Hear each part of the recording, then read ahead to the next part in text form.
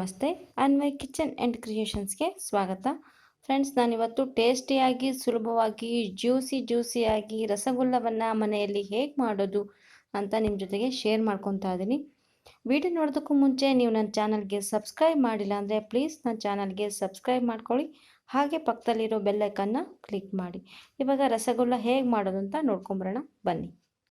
ನೋಡಿ ಫ್ರೆಂಡ್ಸ್, ನಾನಿಲ್ಲಿ 1 ಲೀಟರ್ ಆಗುವಷ್ಟು ಹಾಲನ್ನು ನಾನು ಒಲೆ ಮೇಲೆ ಕಾಯ್ಲಿಕ್ಕೆ ಇಟ್ಕೊಂಡಿದ್ದೀನಿ. ನಾನು ನಂದಿನಿ ಹಾಲನ್ನು ತೊಗೊಂಡಿದ್ದೀನಿ. 1 ಲೀಟರ್ ಆಗುವಷ್ಟು ನಂದಿನಿ ಹಾಲನ್ನು ಇಲ್ಲಿ ಕಾಯಲಿಕ್ಕೆ ಇಟ್ಕೊಂಡಿದ್ದೀನಿ. ಚೆನ್ನಾಗಿ ಕಾಯಬೇಕು. ನೋಡಿ, ಇವಾಗ ಚೆನ್ನಾಗಿ ಕಾಯ್ತಾ ಇದೆ. ನಾನು ಇದಕ್ಕೆ ಒಂದು ಅರ್ಧ ಹೋಳು ಆಗುವಷ್ಟು ನಿಂಬೆ ಹಣ್ಣಿನ ರಸವನ್ನು ಹಾಕ್ತಾ ಇದ್ದೀನಿ. ನೀವು ಬೇಕಿದ್ದರೆ ವಿನೆಗರ್ ಕೂಡ ಹಾಕ್ಕೊಳ್ಬೋದು. ನಾನಿಲ್ಲಿ ನಿಂಬೆ ಹಣ್ಣಿನ ರಸವನ್ನು ಹಾಕ್ತಾ ಇದ್ದೀನಿ. ನೋಡಿ, ಹಾಕ್ಬಿಟ್ಟು ಒಂದು 2 ನಿಮಿಷ ಹಾಗೆ ಬಿಟ್ಬಿಡೋಣ. ಚೆನ್ನಾಗಿ ಮಿಕ್ಸ್ ಮಾಡಿ ಹಾಲು ಚೆನ್ನಾಗಿ ಒಡಿಬೇಕು. ಆ ರೀತಿ ನಮಗೆ ಒಡೆದಾಗ ನಮಗೆ ಅಲ್ಲಿ ಪನ್ನೀರ್ ಸಿಗತ್ತೆ. ನೋಡಿ, ಹಾಲು ಎಷ್ಟು ಚೆನ್ನಾಗಿ ಒಡೆದು ನಮಗೆ ಪನ್ನೀರ್ ಸಿಕ್ಕಿದೆ. ಆ ನೀರನ್ನು ನೀವು ವೇಸ್ಟ್ ಮಾಡಬೇಕು ಅಂತ ಏನೂ ಇಲ್ಲ. ಅದನ್ನು ನೀವು ಸೂಪ್ಗೆ ಬಳಸ್ಕೊಳ್ಬಹುದು ಅಥವಾ ತರಕಾರಿ ಬೇಯಿಸ್ಲಿಕ್ಕೂ ಕೂಡ ಉಪಯೋಗಿಸ್ಕೋಬಹುದು. ನೋಡಿ ಫ್ರೆಂಡ್ಸ್, ಇವಾಗ ಅದನ್ನು ನಾನಿಲ್ಲಿ ಒಂದು ಕಾಟನ್ ಬಟ್ಟೆ ಮೇಲೆ ಒಂದು ಪಾತ್ರೆ, ಅಡಿಗಡೆ ಪಾತ್ರೆ ಇಟ್ಕೊಂಡು ಕಾಟನ್ ಬಟ್ಟೆ ಹಾಕ್ಕೊಂಡಿದ್ದೀನಿ. ಅದ್ರ ಮೇಲ್ಗಡೆ ಇವಾಗ ಒಡೆದಿರುವಂಥ ಹಾಲನ್ನು ನಾನಿಲ್ಲಿ ಹಾಕ್ಕೊಳ್ತಾ ಇದ್ದೀನಿ. ಹಾಕ್ಕೊಂಡು ಚೆನ್ನಾಗಿ ಅದನ್ನ ಅದರಲ್ಲಿರೋ ನೀರಿನ ಅಂಶ ತೆಗಿಬೇಕು. ಈಗ ಒಂದು ಅರ್ಧ ಲೋಟದಷ್ಟು ತಣ್ಣೀರನ್ನು ಹಾಕ್ತೀನಿ. ಹಂಗೆ ಹಾಕೋದ್ರಿಂದ ಏನಾಗುತ್ತೆ ಅಂತಂದರೆ, ಅದಕ್ಕೆ ನಾವು ನಿಂಬೆ ಹುಳಿ ಹಾಕಿದ್ವಲ್ವ, ಆ ಹುಳಿ ಅಂಶ ಏನಿರುತ್ತೆ ಅದು ಹೊರಟೋಗುತ್ತೆ. ಅದಕ್ಕೋಸ್ಕರ ನಾನು ಹಾಕ್ತಾ ಇದ್ದೀನಿ.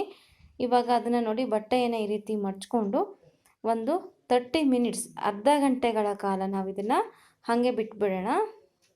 ನೋಡಿ, ಈ ರೀತಿ ಚೆನ್ನಾಗಿ ಒಂದು ಸತಿ ಹಿಂಡ್ಬಿಟ್ಟು ಇದನ್ನ ಹಾಗೆ ಬಿಟ್ಬಿಡೋಣ ಒಂದು ಅರ್ಧ ಗಂಟೆ. ಸೊ ದಟ್ ಅದರಲ್ಲಿರೋ ನೀರಿನ ಅಂಶ ಎಲ್ಲ ಚೆನ್ನಾಗಿ ಹೋಗುತ್ತೆ. ನೋಡಿ, ಈ ರೀತಿ ಮಾಡಿ ಇಡೋಣ. ಅದು ಆಗೋ ಅಷ್ಟರಲ್ಲಿ ನಾವು ಈ ಕಡೆ ಒಂದು ಬಾಣಲೆಯನ್ನು ಬಿಸಿಗಿಟ್ಕೊಂಡು ಅದಕ್ಕೆ 1 ಕಪ್ ಆಗುವಷ್ಟು ಸಕ್ಕರೆಯನ್ನು ಹಾಕ್ಕೊಳ್ಳೋಣ. ಹಾಗೆ ಅದೇ ಕಪ್ಪಲ್ಲಿ 3 ಕಪ್ ಆಗುವಷ್ಟು ನೀರನ್ನು ಹಾಕ್ಕೊಳ್ಳೋಣ. ಚೆನ್ನಾಗಿ ಈಗ ಸಕ್ಕರೆ ಕುದಿಲಿಕ್ಕೆ ಬಿಡೋಣ. ಸಕ್ಕರೆ ಎಲ್ಲ ಚೆನ್ನಾಗಿ ಕರಗಿ ಚೆನ್ನಾಗಿ ಕುದಿಬೇಕು. ಅದು ಪಾಕ ಥರ ಎಲ್ಲ ಬರಬಾರ್ದು, ಸ್ವಲ್ಪ ಕರಗಿದ್ರೆ ಸಾಕಾಗತ್ತೆ. ಚೆನ್ನಾಗಿ ಕುದಿಬೇಕು ಸಕ್ಕರೆ ಒಂದು ಸತಿ. ಇವಾಗ ಈ ಕಡೆ ನೋಡಿ, ನಮ್ಮ ಪನ್ನೀರು ರೆಡಿಯಾಗಿದೆ. ಇವಾಗ ಇದನ್ನು ನಾವೇನು ಮಾಡಬೇಕು ಅಂದರೆ, ಅರ್ಧ ಗಂಟೆ ಆಗಿದೆ ಸ್ನೇಹಿತರೆ. ಸರಿಯಾಗಿ ನೋಡಿ, ಈ ಥರ ಕನ್ಸಿಸ್ಟೆನ್ಸಿಲಿ ಅದು ಬಂದಿದೆ. ನೋಡಿ, ಈ ಥರ ಪುಡಿ ಪುಡಿ ಮಾಡಲಿಕ್ಕೆ ಬರ್ತಾ ಇದೆ. ಸೊ ಇವಾಗ ಏನು ಮಾಡಬೇಕು ಅಂದರೆ, ಚೆನ್ನಾಗಿ ನಾವು ಕೈಯಲ್ಲಿ ನೀಟ್ ಮಾಡ್ಕೊಳ್ಬೇಕು, ಚೆನ್ನಾಗಿ ನಾದ್ಕೊಳ್ಬೇಕು. ನೀವು ಇದನ್ನು ಎಷ್ಟು ಚೆನ್ನಾಗಿ ನಾದ್ಕೋತೀರಾ ಅಷ್ಟು ಚೆನ್ನಾಗಿ ನಿಮಗೆ ರಸಗುಲ್ಲ ಬರುತ್ತೆ.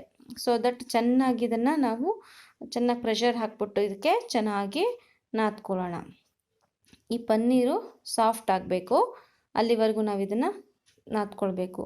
ಸಾಫ್ಟಾಗಿರುವಂಥ ಚಪಾತಿ ಹಿಟ್ಟು ಬರುತ್ತಲ್ವ, ಆ ಕನ್ಸಿಸ್ಟೆನ್ಸಿಗೆ ಇದು ಬರೋವರೆಗೂ ನಾವು ಈ ರೀತಿಯಾಗಿ ಅದನ್ನು ನಾದ್ಕೊಳ್ಳೋಣ. ನೋಡ್ತಾ ಇದ್ದೀರಲ್ಲ. ಸೊ ನೋಡಿ ಫ್ರೆಂಡ್ಸ್, ಇವಾಗ ಎಷ್ಟು ಚೆನ್ನಾಗಿ ಉಂಡೆ ಆಕಾರಕ್ಕೆ ಬಂದು ಸಾಫ್ಟ್ ಆಗಿದೆ ಅಂತ ಕಾಣಿಸ್ತಾ ಇದೆ ಅಲ್ವಾ. ಸೊ ಇಷ್ಟಾದರೆ ಸಾಕಾಗತ್ತೆ. ಇವಾಗ ನಾವು ಇದರಲ್ಲಿ ಚಿಕ್ಕ ಚಿಕ್ಕ ಉಂಡೆಗಳನ್ನಾಗಿ ಮಾಡ್ಕೊಳ್ಳೋಣ. ತುಂಬ ದೊಡ್ಡದಾಗಿ ಮಾಡ್ಕೊಳ್ಬೇಡಿ, ಯಾಕಂದರೆ ನಾವು ಸಕ್ಕರೆ ಪಾಕಕ್ಕೆ ಹಾಕಿದ ತಕ್ಷಣ ಅದು ಡಬಲ್ ಸೈಜ್ ಆಗುತ್ತೆ. ಅದಕ್ಕೋಸ್ಕರ ಆದಷ್ಟು ಸ್ವಲ್ಪ ಚಿಕ್ಕದಾಗಿರುವಂತಹ ಉಂಡೆಗಳನ್ನು ಮಾಡ್ಕೊಳ್ಳೋಣ. ಎಲ್ಲವನ್ನೂ ನಾವು ಇದೇ ರೀತಿಯಾಗಿ ಮಾಡ್ಕೊಳ್ಬೇಕು. ಯಾವುದೇ ರೀತಿ ಕ್ರ್ಯಾಕ್ ಬರದೇ ಇರೋ ರೀತಿ ಉಂಡೆಯನ್ನು ಸಾಫ್ಟಾಗಿ ಮಾಡ್ಕೊಳ್ಳಿ.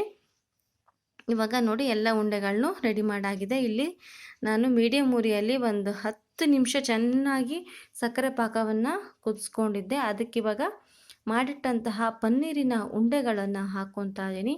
ಹಾಕಿ ನಾವು ಇದನ್ನ ಬೇಯಲಿಕ್ಕೆ ಬಿಡಬೇಕು. ನೋಡಿ ಸ್ನೇಹಿತರೆ, ಈ ರೀತಿಯಾಗಿ ಎಲ್ಲವನ್ನು ಹಾಕ್ಕೊಳ್ಳೋಣ. ಹಾಕ್ಕೊಂಡು ನಾವು ಅದನ್ನು ಚೆನ್ನಾಗಿ ಬೇಯಲಿಕ್ಕೆ ಬಿಡಬೇಕು. ನೀವು ಮೀಡಿಯಮ್ ಉರಿಯಲ್ಲಾದರೂ ಇಟ್ಕೊಳ್ಬೋದು ಅಥವಾ ಸಣ್ಣ ಉರಿಯಲ್ಲಾದರೂ ಇಟ್ಕೊಳ್ಬಹುದು. ಸುಮಾರು ಒಂದು 15ರಿಂದ 20 ನಿಮಿಷಗಳ ಕಾಲ ಇದನ್ನ ಲಿಡ್ ಮುಚ್ಚಿ ಬೇಯಿಸ್ಕೊಳ್ಬೇಕಾಗತ್ತೆ. ನೋಡಿ, ಇವಾಗ ನಾನೊಂದು 20 ನಿಮಿಷದಿಂದ ಇದನ್ನ ಬೇಯಲಿಕ್ಕೆ ಬಿಟ್ಟಿದ್ದೆ, ಮೀಡಿಯಮ್ ಉರಿಯಲ್ಲಿ ಇಟ್ಟಿದ್ದೆ. ನೋಡಿ, ಇವಾಗ ಎಷ್ಟು ಚೆನ್ನಾಗಿ ಡಬಲ್ ಆಗಿದೆ ಅಂತ. ನಿಧಾನವಾಗಿ ಒಂದು ಸತಿ ಅದನ್ನು ತಿರ್ಗಿಸ್ಕೊಂಬಿಡೋಣ. ನೋಡಿ ಸ್ನೇಹಿತರೆ, ಕಾಣಿಸ್ತಾ ಇದೆ ಅಲ್ವಾ. ಇವಾಗ ಗ್ಯಾಸನ್ನು ಆಫ್ ಮಾಡಿಕೊಂಡು ಇದನ್ನು ಹೀಗೆ ಲಿಡ್ಡನ್ನು ಕ್ಲೋಸ್ ಮಾಡಿ ಸುಮಾರು ಒಂದು 2 ಗಂಟೆ ಕಾಲ ಇದನ್ನ ಹಾಗೆ ಬಿಟ್ಬಿಡೋಣ. ನೋಡಿ ಎಷ್ಟು ಚೆನ್ನಾಗಿ ಬಂದಿದೆ ಅಂತ. ನೋಡಿ ಫ್ರೆಂಡ್ಸ್, ಇವಾಗ ನಾನು ಒಂದು 2 ಗಂಟೆ ಬಿಟ್ಟಿದ್ದೆ. ಇವಾಗ ಎಷ್ಟು ಚೆನ್ನಾಗಿ ಆಗಿದೆ ಅಂತ ನೋಡಿ. ಎಷ್ಟು ಜ್ಯೂಸಿಯಾಗಿ ಬಂದಿದೆ ಅಂತ. ತುಂಬಾ ಚೆನ್ನಾಗಿರುತ್ತೆ. ಮನೆಯಲ್ಲಿ ಒಂದು ಸತಿ ಖಂಡಿತವಾಗಿಯೂ ಟ್ರೈ ಮಾಡಿ ನೋಡಿ. ಇದನ್ನ ನೀವು ಫ್ರಿಜ್ಜಲ್ಲಿಟ್ಟು ಚಿಲ್ ಮಾಡಿ ಕೂಡ ತಿನ್ಬೋದು, ಅಥವಾ ಹಾಗೆ ಕೂಡ ತಿನ್ಬೋದು ಫ್ರೆಂಡ್ಸ್. ತುಂಬಾ ಚೆನ್ನಾಗಿರುತ್ತೆ. ಈ ರೆಸಿಪಿಯನ್ನು ಒಂದು ಸತಿ ಟ್ರೈ ಮಾಡಿ ನೋಡಿ. ನಿಮಗೆ ಇಷ್ಟ ಆದಲ್ಲಿ ಲೈಕ್, ಶೇರ್, ಕಮೆಂಟ್ ಮಾಡೋದನ್ನ ಮರಿಬೇಡಿ. Thank you.